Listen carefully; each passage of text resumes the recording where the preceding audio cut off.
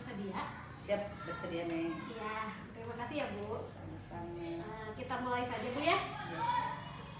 Selama ini bagaimana Ibu dapat mengidentifikasi kasus-kasus yang merupakan dilema etika atau bujukan moral?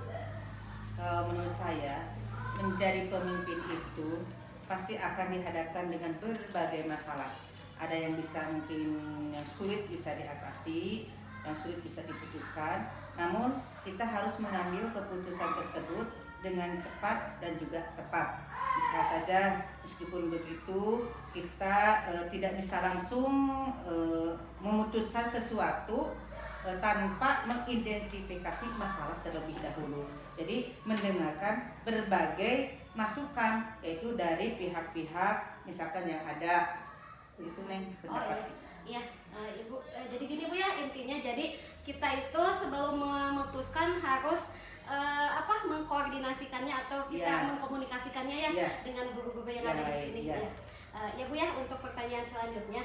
Selama ini bagaimana Ibu menjalankan pengambilan keputusan di sekolah Ibu, terutama untuk kasus-kasus di mana ada dua kepentingan yang sama-sama benar atau sama-sama mengandung nilai kebajikan? Kalau menurut saya ya sebagai kepala sekolah kita harus melihat dulu situasi di berbagai sisi. Jadi biasanya Ibu meminta masukan kepada guru-guru senior. Di sini kan banyak ya guru-guru senior. Nah, setelah mendengar berbagai masukan, baru Ibu akan mengambil hal yang terbaik untuk suatu keputusan. Ya, meskipun tidak mungkin kita dapat memuaskan ya semua pihak apabila dihadapkan dengan dua kepentingan itu dan sama-sama benar, itu Ibu akan mengambil keputusan sesuai dengan aturan ataupun biasanya disepakati di dalam rapat. Begitu nih. Iya, jadi Ibu kalau Ibu ada masalah berarti Ibu meminta dulu pendapat kepada guru-guru senior ya Bu ya. Sebagai salah satu kita untuk menghargai beliau kan yang sudah lama gitu, yang sudah lama yang mungkin pengalamannya lebih dari Ibu gitu. Iya. Apalagi kan di sini ada senior gitu. Iya Bu. Selanjutnya Bu ya, untuk pertanyaan selanjutnya, langkah-langkah atau prosedur seperti apa yang biasa Ibu lakukan selama ini? Kalau Ibu ini akan mencoba memahami kasus yang terjadi, kemudian mengumpulkan guru-guru senior, ini selalu dilibatkan ya guru-guru senior untuk mendapatkan masukan, lalu mengadakan rapat bersama GTK. Setelah mengadakan rapat, apabila tidak sesuai dan tidak menemukan keputusan bersama, maka dilakukan voting, dilakukan voting. Jadi dengan begitu keputusan diambil dengan catatan, dilaksanakan dengan penuh tanggung jawab setelah suatu hal disepakati oleh semua. Ya, Bu, jadi intinya mah kita harus bermusyawarah Bu ya? Iya, harusnya. Jadi setiap masalah itu dimusyawarahkan dulu ya Bu ya? Betul. Nah, ya Bu, untuk pertanyaan selanjutnya Bu ya, hal apa saja selama ini yang Ibu anggap efektif dalam pengambilan keputusan pada kasus-kasus dilema etika?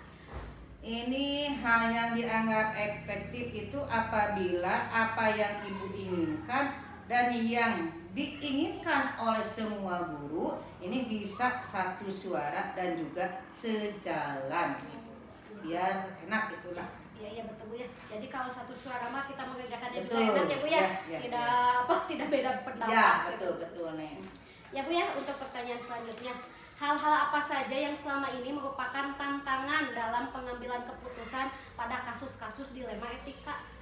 Ini nih kalau tantangan ini bersifat personal ya. Jadi apabila Ibu sebagai kepala sekolah dihadapkan dengan mayoritas contohnya keinginan guru-guru yang berbeda, ini dengan harapan dan juga dengan keinginan Ibu sendiri gitu. Iya, jadi Ibu lebih mementingkan dari personal itu secara pribadi seperti itu ya. Pribadi ya. Selanjutnya Bu ya, apakah Ibu memiliki sebuah tata kelola atau jadwal tertentu dalam sebuah penyelesaian kasus dilema etika? Apakah Ibu langsung menyelesaikan di tempat atau memiliki sebuah jadwal untuk menyelesaikannya? Bentuk atau prosedur seperti apa yang Ibu jalankan? Sebenarnya tidak ada jadwal tertentu, ini pokoknya buat ibu segala hal harus tuntas gitu ya. Harus tuntas, harus selesai, dan kalau bisa diselesaikan secepatnya. Ini meskipun begitu tergantung dari ringan beratnya suatu kasus permasalahannya. Jadi ibu ibu dalam memecahkannya ibu tidak jadwalnya tidak terstruktur. Jadi Ya. kalau ada masalah Ya, itu begitu baru, ibu ya. ya. Jadi kondisional itu Bu ya. Ya. Nah, selanjutnya Bu ya, adakah seseorang atau faktor-faktor apa yang selama ini mempermudah atau membantu ibu dalam pengambil keputusan dalam kasus-kasus dilema etika? Ini tentu saja Nen, banyak dukungan terutama dari keluarga, kemudian dari tim di sekolah yang senantiasa selalu mendukung dalam setiap pengambilan keputusan terkait penyelesaian kasus-kasus yang ada di sekolah. Ya, pertanyaan terakhir ya Bu ya. Dari semua hal yang telah disampaikan, pembelajaran apa yang dapat ibu petik dari pengalaman ibu dalam mengambil keputusan dilema etika? Kalau pengalaman sih yang ibu ini, pengalaman itu adalah guru yang terbaik. Itu pengalaman itu adalah guru yang terbaik. Kita belajar dari berbagai kejadian untuk setiap kasus permasalahan yang terjadi di lapangan itu.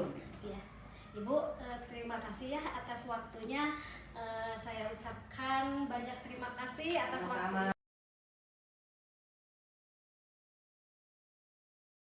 Assalamualaikum warahmatullahi wabarakatuh. Waalaikumsalam warahmatullahi wabarakatuh. Selamat pagi Pak Iman. Pagi. Bagaimana kabar Bapak hari ini? Alhamdulillah baik. Maaf ya Pak ya, saya mengganggu waktunya sebentar. Saya mendapatkan tugas dari pendidikan saya untuk mewawancarai Bapak mengenai nilai-nilai pengambilan keputusan mengenai nilai-nilai kebajikan. Apakah Bapak bersedia untuk saya wawancarai? Insya Allah bersedia. Ya, terima kasih ya Pak ya.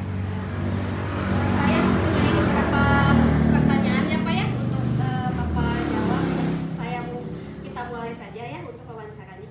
Iya, mohon maaf Bu ya, sebelumnya mungkin saya sambil kerja gitu ya. Iya, nggak apa-apa Bapak. Justru saya yang meminta maaf karena mengganggu waktunya. Iya, siap. Langsung saja ya Pak ya.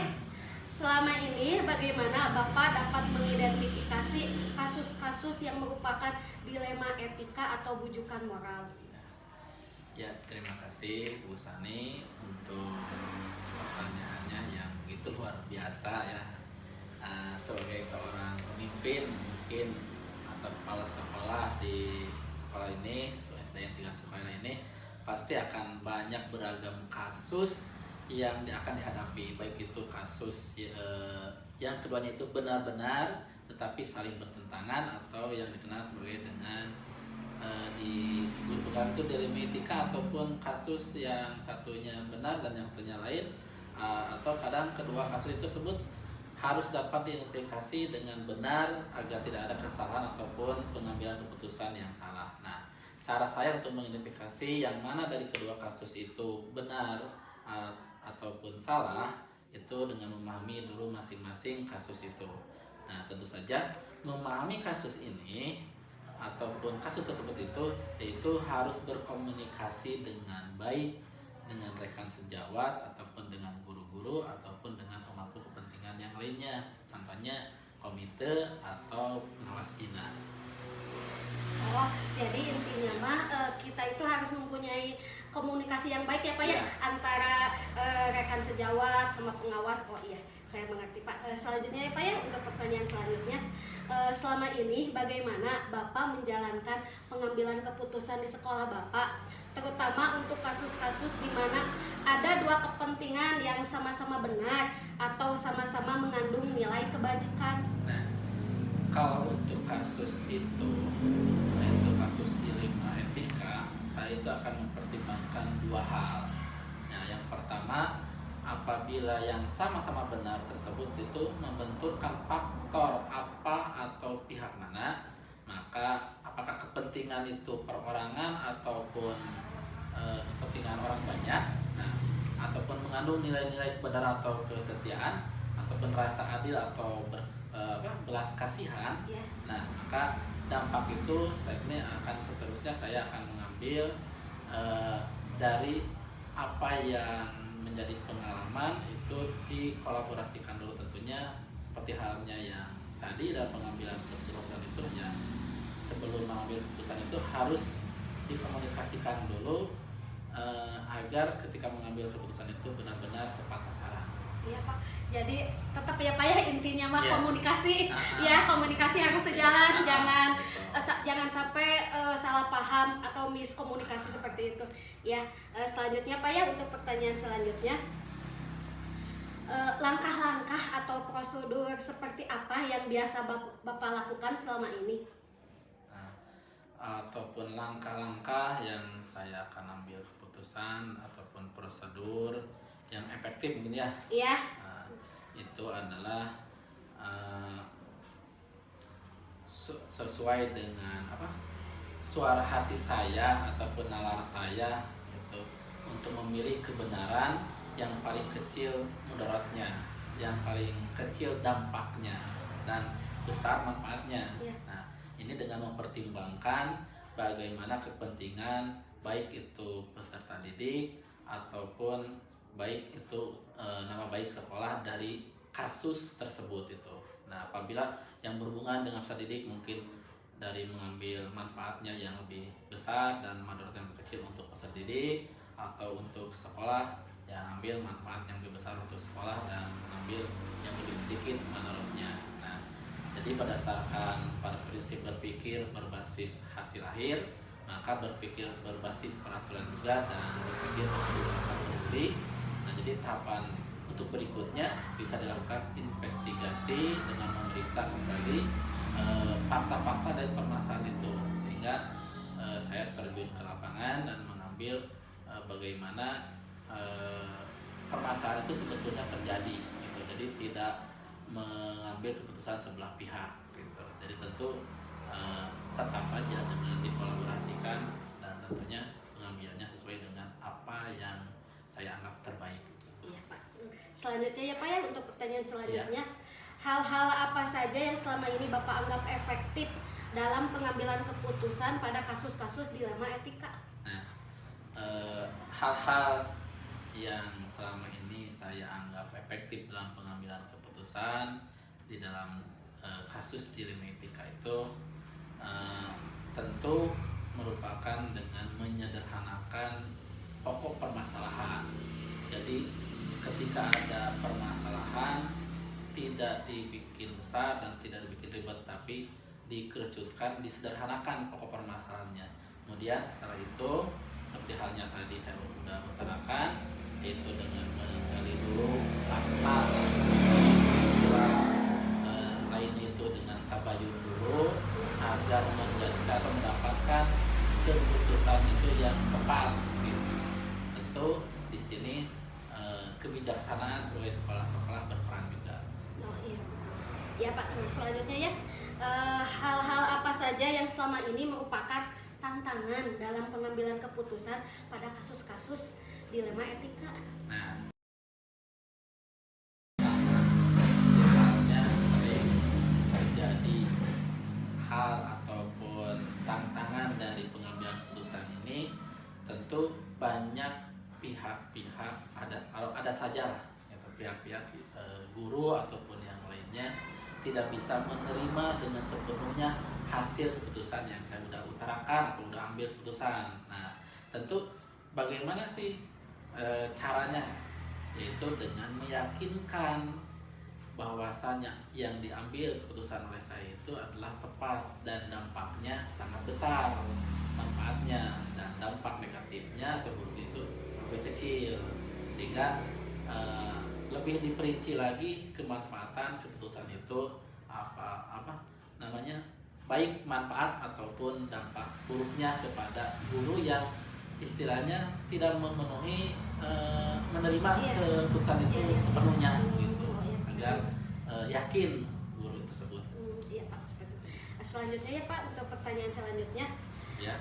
apakah Bapak memiliki sebuah tata kelola atau jadwal tertentu dalam sebuah penyelesaian kasus dilema etika? Apakah Bapak langsung menyelesaikan di tempat atau memiliki sebuah jadwal untuk menyelesaikannya?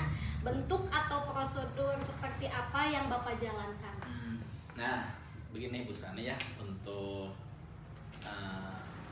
jadwal ataupun tata kelola dalam memutuskan permasalahan tersebut, saya ini sebetulnya tidak memiliki jadwal tertentu ya dalam menyelesaikan sebuah kasus itu, tapi dilihat dari prioritas kasus mana yang perlu diselesaikan lebih cepat gitu. Tergantung jenis kasusnya dan kepentingan kasus tersebut diselesaikan secepatnya. Nah, kenapa? Karena agar tercipta juga lingkungan sekolah yang kondusif buat semua warga sekolah. Kenapa? Karena kalau seandainya dijadwalkan kan tidak tentu permasalahan itu apakah permasalahannya sama atau tidak, bagaimana, nah itu kan. Jadi secara spontanitas kemudian diambil yang lebih efektifnya mana gitu, yang harus diambil terlebih dahulu. Selanjutnya Pak ya, pertanyaan selanjutnya, adakah seseorang atau faktor-faktor apa yang selama ini mempermudah atau membantu Bapak dalam pengambilan keputusan dalam kasus-kasus dilema etika? Nah, kalau untuk itu tentu banyak sekali faktor yang dapat mempermudah dalam mengambil keputusan, di mana pengalaman saya ini tentu adalah komunikasi yang baik ya bagi saya dengan warga sekolah. Kenapa? Karena pengelolaan emosi yang baik itu ataupun pemahaman tentang teori pengambilan keputusan itu kan sebagai seorang pemimpin itu menjadi faktor yang mempermudah dan membantu dalam pengambilan keputusan. Nah, oleh karena itu maka faktor-faktor yang membantu kepada saya dalam mengambil keputusan itu banyak sekali, karena tadi kan ketika ada permasalahan saya ini tidak langsung mengambil keputusan tapi cari dulu faktanya, nah kita bayung dulu, dulu, nah barulah dari sana bisa mengambil keputusan. Jadi pada intinya faktor yang dapat membantu saya dalam mengambil keputusan itu adalah ya permasalahan tersebut dan dari fakta-fakta yang diambil dari hasil konfirmasi atau tabayun tersebut. Ya Pak ya, jadi tetap ya Pak ya yang kuncinya tetap komunikasi ya Pak ya. Iya. Komunikasi itu harus berjalan lancar antara pihak warga sekolah dan sekitarnya. Pertanyaan terakhir Pak ya, dari semua hal yang telah disampaikan, pembelajaran apa yang dapat Bapak petik dari pengalaman Bapak mengambil keputusan dilema etika? Pelajaran ini yang dapat saya ambil keputusan dari kasus-kasus yang pernah saya selesaikan, dan yang ada di sekolah ini tentunya banyak sekali manfaat atau pembelajarannya dari ini. Tentu yang pertama dari mengambil atau mengidentifikasi permasalahan atau kasus tersebut. Nah, kemudian menjadikan saya lebih dewasa dalam pengambilan keputusan. Kenapa? Karena dalam satu keputusan itu atau pada permasalahan itu kadangkala ada yang samanya, sehingga ketika ada yang sama, udah tahu nih ini pasti permasalahan dan keputusannya harus begini, gitu. Jadi lebih cepat mengambil keputusan preventifnya. Ya, Bapak, ini pertanyaannya sudah selesai ya. Terima kasih Bapak atas waktunya. Saya jadi jadi menambah pengalaman saya, menambah wawasan saya. Sekali lagi saya ucapkan terima kasih Pak. Maaf ya selama ini saya mengganggu waktu Bapak. Ya, sama-sama, terima kasih juga, tidak apa-apa untuk kegiatan ini, dan ini juga untuk refleksi saya sebagai kepala sekolah, dan mudah-mudahan bisa lebih baik lagi. Tentu bisa diambil hikmahnya oleh Bu Sani agar lebih baik lagi daripada saya. Amin Bapak, terima kasih atas doanya. Sukses selalu amin. Bu Sani. Terima kasih Pak. Di pendidikan PGP ini saya selalu katakan mudah-mudahan cepat tanggal huruf C-nya. Bukan calon guru penggerak lagi, tapi harus jadi guru penggerak. Amin Bapak, terima kasih ya Pak ya. Assalamualaikum warahmatullahi wabarakatuh. Waalaikumsalam.